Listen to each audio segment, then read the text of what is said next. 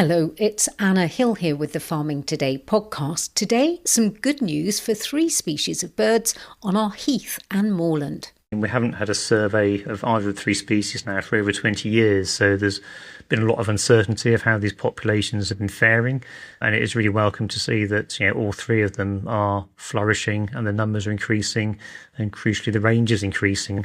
We'll hear what they are a little later. Let's start though in Scotland as we take a deeper dive all this week into agricultural policy north of the border to coincide with the Royal Highland Show.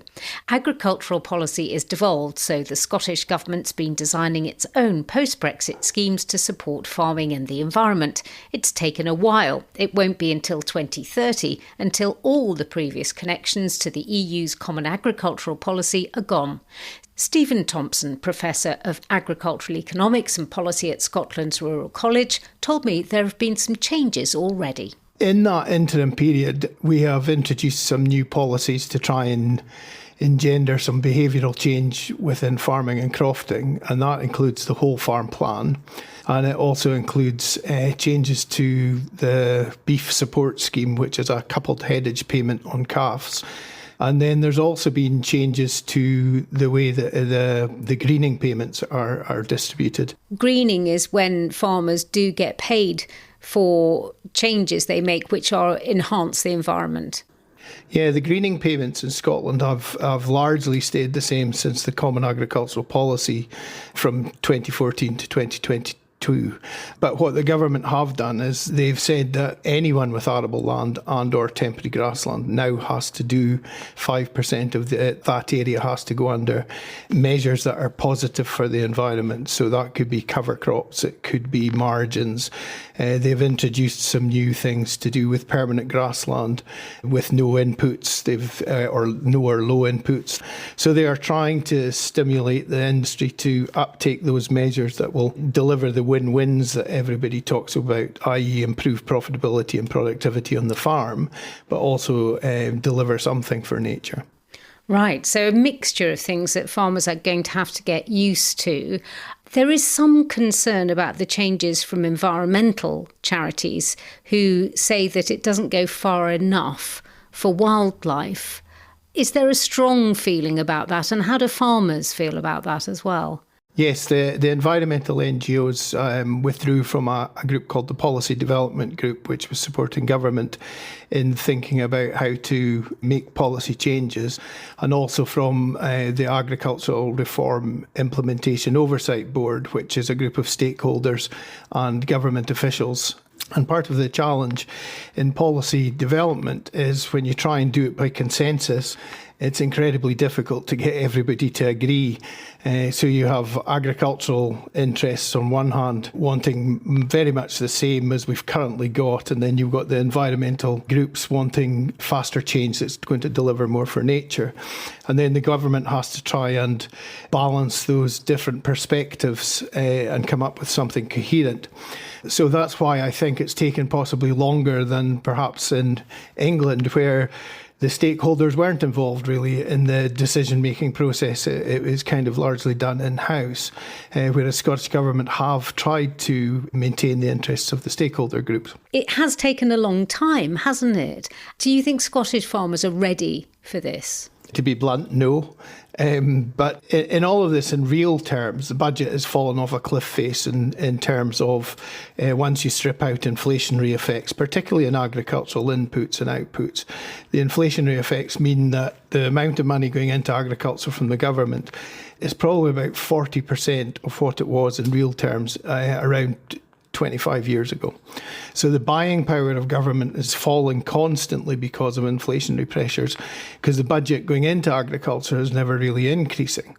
Whilst all that's happening, the kind of general mantra, as you've mentioned, is more public goods for public money, which is what you've got gone down the route in England.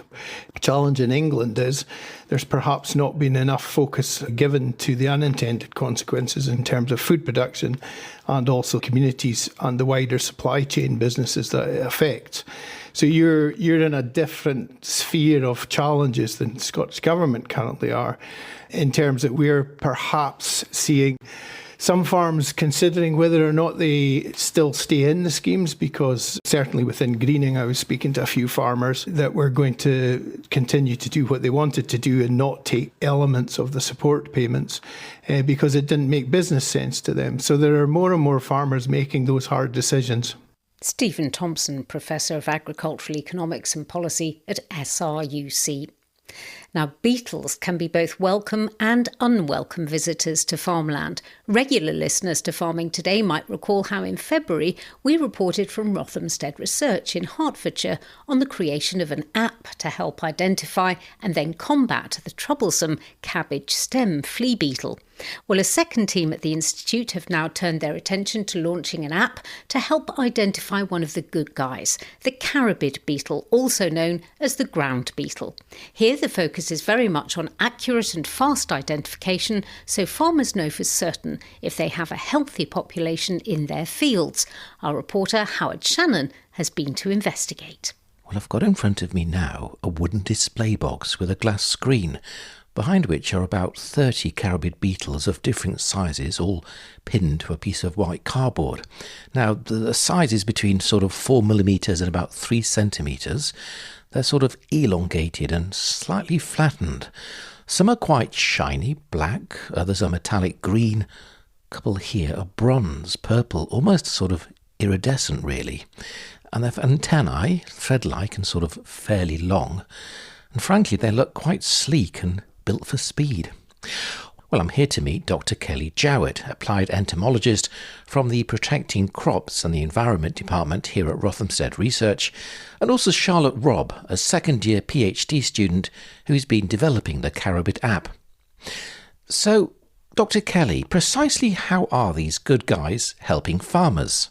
So I like to call carabids the hyenas of the beetle world. They're scavengers in arable crops. They eat pretty much anything they come across, from slugs, snails, weevils, pest larvae in the soil, to aphids, and even weed seeds, because if you think about weed seeds, they're a good food resource. So they are there in the crops, scavenging around and doing the good work for farmers. Now, Charlotte, part of your research has involved creating a trap for farmers in the fields. We've got an example here in front of us. There's a camera on top of a little sort of a Heath Robinson tripod. It's flashing every few seconds to photograph the earth. There's like a cup sunk into the soil. Is that for the beetles to literally drop into so you identify them? Yeah, so that the carabid beetles, because they run across the ground and they fall in the cup, and then farmers can easily see which beetles they have on their farm.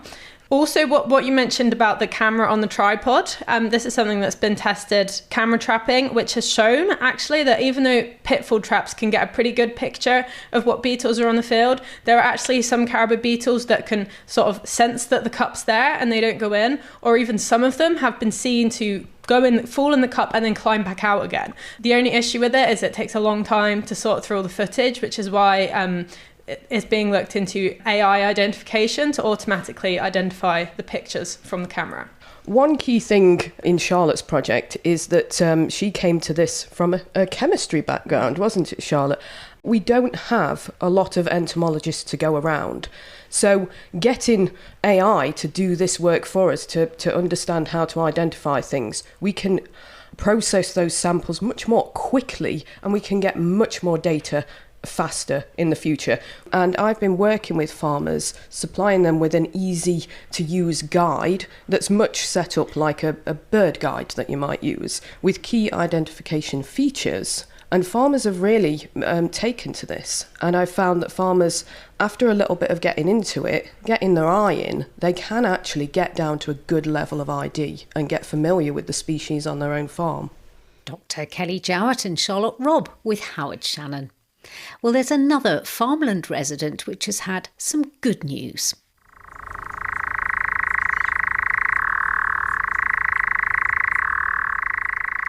That's the extraordinary sound of the nightjar, which, along with the Dartford warbler and the woodlark, has shown a rise in numbers, according to the British Trust for Ornithology in its Heathland bird survey. The survey also assessed whether the birds depended on sites of special scientific interest and special protection areas, and how important it is for land managers to maintain these habitats. Dr. Greg Conway is Senior Research Ecologist with the BTO. All three species are quite scarce species, so they're protected. Well, the two of them are Schedule 1 species, so Dartford warbler and woodlarks, they've got extra special protection. And they're all very specialised in terms of the habitat they use. So we sort of broadly heathland species, of which they use most of the time, but they do also use other habitats, which we can talk about in a moment. So the populations of these species, certainly woodlark and nightjar, was much more extensive around the 1950s to 1970s, when the population was fairly large, widespread across the country. And then between then and the 1980s, the population contracted quite substantially. So nightjars were widespread across Britain and also quite a bit of Ireland. But their numbers then dwindled and their range contracted substantially. And similarly for woodlark, that was more of a species really for England and Wales, a southern species, was loosely across the southwest of England and Wales. And those birds have been lost then back in the 1970s to 80s and really contracted to the southern heathlands then found across southern England. You've produced a map of these three species and the change in breeding distribution. And when you look at 2004 and 2025, in fact, there's been quite a big increase. How significant has this been? Yep, it's a very good conservation story, really. So the map just covers nightjar in this case, and you can see quite nicely that the core populations are in southern Britain, but you can see the expansion around these core sites. So birds are moving back to other bits of habitat or suitable habitat in heathland surrounding, but also pushing much further north as well. And also in Wales, we're seeing quite a big expansion as well, and increase in numbers and distribution. So Ireland is really the only place where they haven't really regained a foothold as yet, but certainly a very positive story to see them moving much further north and their numbers increasing as well. What did you find out about sites of special scientific interest and also the special protection areas? You were looking at whether the conservation efforts in those areas actually help the birds or not. What did you find? So that's a good point. So the special protection areas and the sites of special scientific interest are obviously the high quality sites, and that these already hold high numbers of these key species. And the work which is going on there, so they are under active management to maintain them in favourable condition and maintain the populations of these protected species. And we can see in the last 20 years that management's been quite effective in that the numbers there have actually grown in most of these sites. The active management going into protecting these species is also allowing the populations to expand and also then to extend into other bits of habitat as well surrounding them. From a conservation point of view, the actual breeding distribution is the key marker really, that they aren't as extensively distributed, and that's partly because of habitat change, where old areas of marginal scrubby heathland habitat have been tidied up or used for agriculture in some places. So it is really good that these birds are finding new bits of habitat to expand into, and that just gives the population much more stability and it's more robust. So if any of these protected sites are lost, as we're seeing with very hot summers and the risk of potential fires damaging habitat, if these birds are then more widely distributed, that gives them much more resilience really in case there are impacts on their key sites that they've also got other areas they can expand out into and then recolonise from as well. Dr. Greg Conway from the BTO. That's all from us this morning. I'm Anna Hill. The producer was Sally Challoner. Farming Today is a BBC Audio Bristol production.